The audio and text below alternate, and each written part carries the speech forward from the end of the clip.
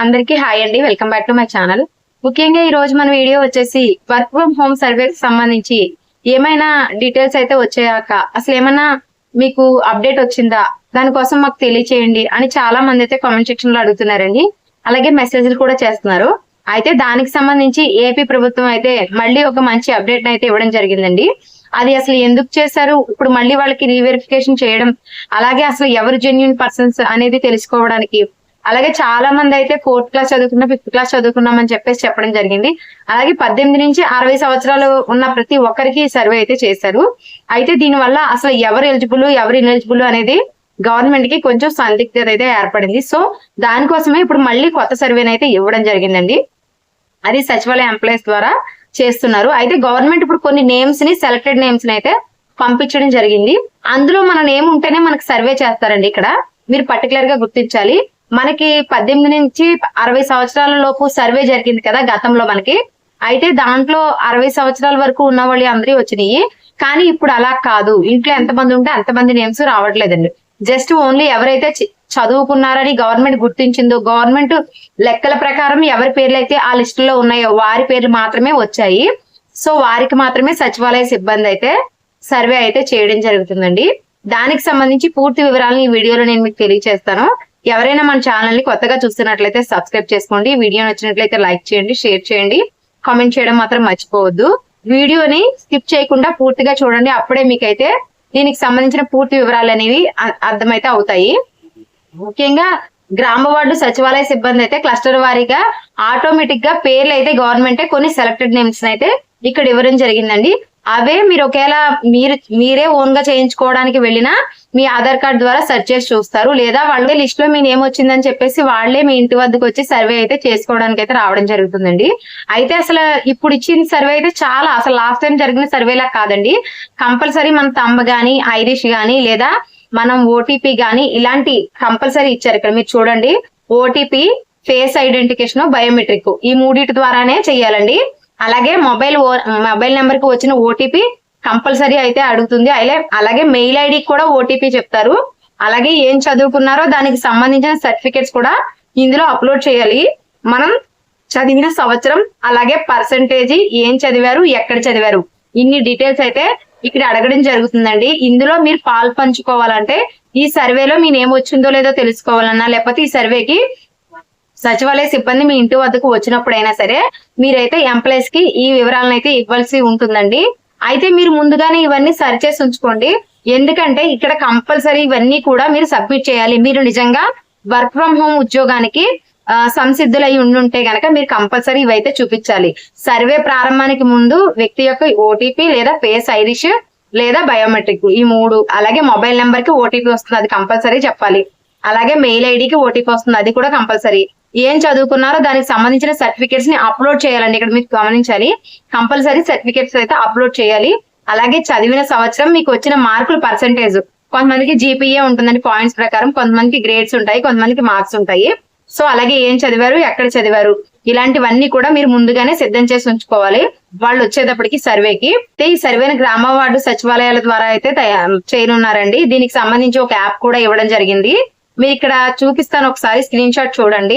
Employee mobile application అని ఇవ్వడం జరిగింది. ఇక్కడ మనకి పర్టికులర్ గా వర్క్ ఫ్రమ్ హోమ్ న్యూ అని ఉందండి. ఇదివరకు ఒక వర్క్ ఫ్రమ్ హోమ్ సర్వే చేశారు కదా, అందుకే ఇక్కడ వర్క్ ఫ్రమ్ హోమ్ న్యూ అని అయితే ఇవ్వడం జరిగింది. అలాగే సెర్చ్ బై క్లస్టర్ లేదా యుఐడి మీకు చెప్పాను కదా, ఒకవేళ మీ డీటెయిల్స్ అనేవి మీరే దగ్గర నుంచి చేపించుకోవాలంటే మీ ఆధార్ కార్డ్ తో మీరు సెర్చ్ చేయించుకుని చూపించుకోవచ్చు. లేదా మీరు సిబ్బంది క్లస్టర్ లో కనుక మీ పేరు అనేది రావాలి. ఒకవేళ మీ పేరు రాకపోతే మీరు మళ్ళీ కొత్తగా అప్లై చేసుకోవడానికి అయితే లేదండి. ఇందులో కంపల్సరీ వాళ్ళకి ఇచ్చిన యాప్ లో మీ పేరు అయితే రావాలి, లేకపోతే మీరు న్యూగా ఎన్రోల్ అవ్వడానికి అయితే లేదు. ఇక్కడ మీరు చూడండి, ఇక్కడ స్క్రీన్ షాట్ పెట్టాను. Search by cluster, search by UID అంటే ఇక్కడ క్లస్టర్ అంటే ఇదివరకు మీకు వాలంటరీ ఉంటారు కదా, వారికి సంబంధించిన క్లస్టర్ల వారీగా అయితే ఇక్కడ ఇవ్వడం జరుగుతుందండి. లేదా యుఐడి నెంబర్ ఆధార్ కార్డుకి సంబంధించి, అందులో మీకు సర్వే అందరి పేర్లు చూపిస్తాయండి. ఎందుకంటే ఇప్పుడు మళ్ళీ కొత్త సర్వే ఎవరికి అవ్వలేదు కదా, సో పెండింగ్ అని చూపిస్తుంది. ఒకవేళ మీకు కంప్లీట్ అయిపోతే మీది కంప్లీటెడ్ అని అయితే చూపిస్తుందండి. అయితే ఇక్కడ చూసారా మీరు, ఎవరికైతే సర్వేపై క్లిక్ చేస్తే ఐరిష్, బయోమెట్రిక్, ఓటీపీ అనే ఆప్షన్లు అయితే చూపిస్తున్నాయి.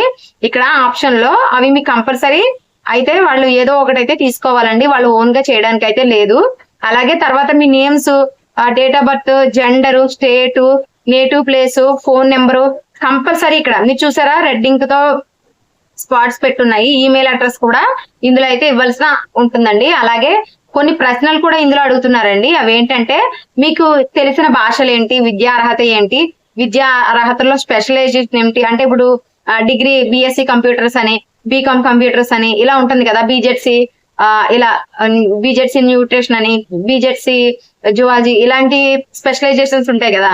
సో అలా పీజీ కామర్స్ అని, లేకపోతే పీజీ సమ్ ఎంఎస్సి అని ఇలా ఉంటాయి కదా, ఆ స్పెషలైజేషన్స్ కూడా ఇక్కడైతే అడుగుతుంది. అలాగే వచ్చిన మార్కులు అడుగుతున్నారు, ఏ సంవత్సరంలో పాస్ అయ్యారు అనేది కూడా అడుగుతున్నారు. అయితే ఒరిజినల్ సర్టిఫికెట్లు అనేవి ఫోటో అయితే అప్లోడ్ చేయాలండి తీసి వాళ్ళు. ఇలా సర్టిఫికెట్స్ ఫోటోలు మీ ఫోన్ లో ఉంటే వాటి ద్వారా కూడా ఇక్కడ అప్లోడ్ చేయించుకోవచ్చు అని చెప్పేసి ఇచ్చారు. అక్కడే మీరు ఎక్కడ చదువుకున్నారు అనేది లొకేషన్ కూడా అడుగుతుందండి. పర్టికులర్ గా మీరు చూస్తే language, highest qualification, field of study specialisation అంటే ఎక్కడ చదువుకున్నారు, పర్సెంటేజ్ తో పాటు మీరు చదువుకున్న ఇన్స్టిట్యూట్ ఏపీకి చెందిందేనా కాదా, ఇలాంటివి అదర్ ఎడ్యుకేషన్స్ అన్ని మీరైతే సర్టిఫికెట్స్ అయితే కంపల్సరీ అయితే అప్లోడ్ చేయాలండి. ప్రత్యేకించి ఈ సర్వే అనేది చాలా సీరియస్ గా తీసుకుంటున్నారు. ఎందుకంటే ప్రస్తుతానికి మనకి లాస్ట్ టైం జరిగిన సర్వేలో చాలా మంది ఇంట్రెస్ట్ ఉందని చెప్పారు, కానీ వాళ్ళు ఖచ్చితమైన డేటా అయితే చెప్పలేదు. చాలా మంది వాళ్ళకి ఇంట్రెస్ట్ ఉందనో, లేకపోతే నిజంగా చదవలేదనో, మనకి ఎందుకు వచ్చిందని ఏదో ఒకటి చెప్పడమో, సచివాలయ స్టాఫ్ ఏదో ఒకటి అయిపోయింది. కానీ ఇప్పుడు అలా లేకుండా కంపల్సరీ వారికి ఇంట్రెస్ట్ ఉందా లేదా, ఒకవేళ ఇంట్రెస్ట్ ఉంటే వీళ్ళు నిజంగా చదువుకున్నారా లేదా అనేది డీటెయిల్స్ అన్ని తెలియడానికి అయితే ఇలాగా భవిష్యత్తులో మీకు ఉద్యోగాలు కల్పించాలనే ఉద్దేశంతో అయితే ఈ సర్వేని అయితే చేపడుతున్నారండి.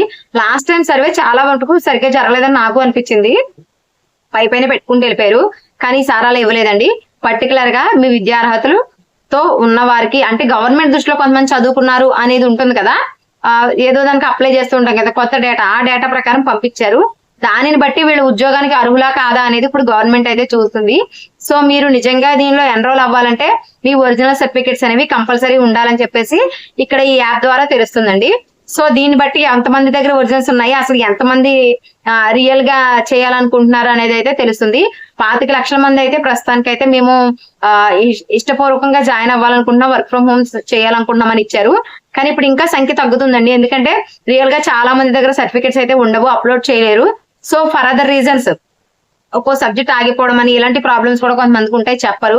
కానీ ఇప్పుడు ఈ సర్వే ద్వారా అయితే క్లియరెన్స్ అయితే గవర్నమెంట్ కి అయితే ఒక అవగాహన అనేది ఏర్పడుతుంది. సో నిజమైన అర్హులు ఎవరు, ఎవరు ఉద్యోగం కోసం నిజంగా ఎదురు చూస్తున్నారు అనేది గవర్నమెంట్ అయితే ఈజీగా క్యాప్చర్ చేయగలుగుతుందని నా ఉద్దేశం. మీ ఉద్దేశం ఏంటనేది కామెంట్ సెక్షన్ లో తెలియచేయండి. ఇంకా ఏమైనా డౌట్స్ ఉంటే కామెంట్ సెక్షన్ లో చెప్పడం మర్చిపోవద్దు. నాకైతే ఇది మంచిదే అనిపిస్తుంది, మీకేమనిపిస్తుందో కామెంట్ సెక్షన్ లో తెలియచేయండి. థాంక్స్.